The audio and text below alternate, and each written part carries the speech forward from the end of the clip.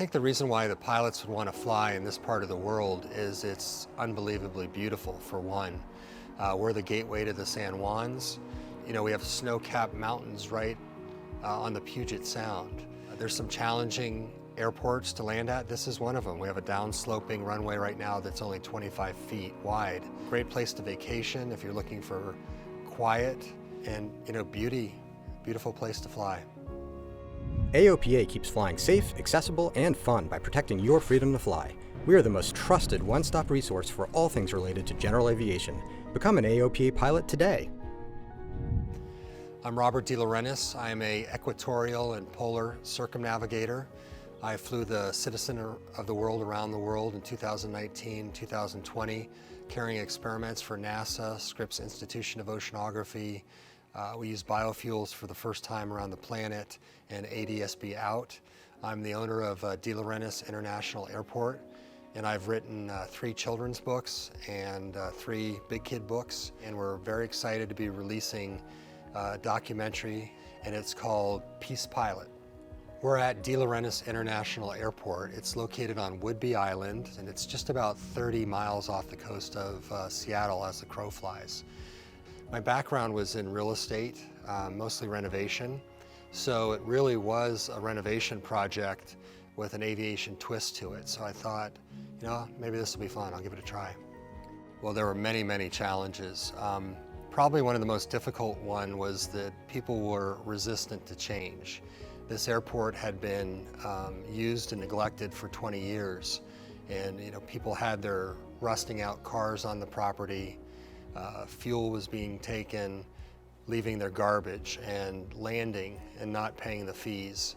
So I felt like we had to reestablish a little more respect for the airport and clean it up and change the energy, because it was kind of a dark place. Well, there's a lot that we did. The very first thing we did is got the fuel tanks out of the ground that were the oldest in the state of Washington. They were 35 years old each, and people thought they were maybe leaking. So the second day of ownership, we pulled them out, got some insurance for our runway because it's very, very old, rated 1 out of 10 by the Washington State Department of Transportation, and then tried to make everything safe, you know. That included getting the navigation systems at the airport working, lights, security cameras, runway cameras, hauling the debris away, and changing the feel of the airport. This space is going to be a convention space for us. Right now it's a museum, and we're awaiting the arrival of the Citizen of the World, and our plan is to make that sort of a mobile STEM lab. So we'll have it here and then fly it to different locations. One of the things we're trying to do now that the airport is safe and everything's working and it looks nice is to reach out to the community. And our focus, or one of the focuses, will be the kids. And we have a program we call Kids Fly.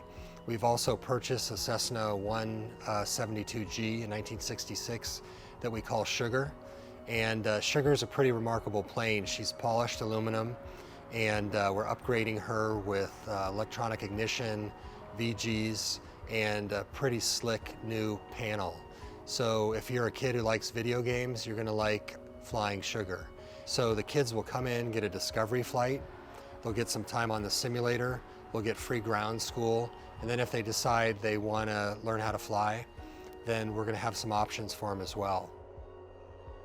We're looking forward to doing some additional development on the remaining 40 acres. Excited to see what direction that takes.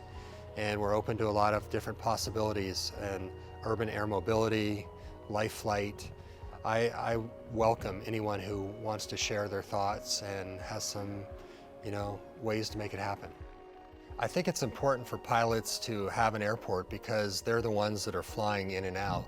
And they have specific needs that they know about. They have experience they could share. And it was a different way to do it.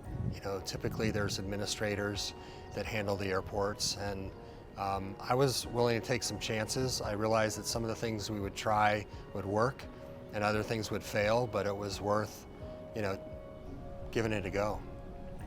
I believe the reason why I've been criticized a bit for the landing fee is because people are used to getting airports for free, and that's mainly because they're funded by the state and the feds or the FAA. In this case, it's privately owned and privately funded. So we want to have people that come in here and support the airport. And when you consider the cost to renovate an airport, that's 52 acres, $20 is immaterial, but it gets people involved, they have skin in the game, and they're contributing to our community rather than taking away. The reason why we want to keep airports like this vibrant is because there's fewer and fewer each day. AOPA does a great job, fighting the big battles, Santa Monica and dealing with Washington. But with the 14,000 privately owned airports, if we could get them to open to the public, then we'd have many more airports out there. And we're trying to create a blueprint to share with these other private owners to show them that it is a good thing. You can make money with fuel and our Vector Plane Pass, which is how we bill. That opening up to the community is a great thing, and giving back.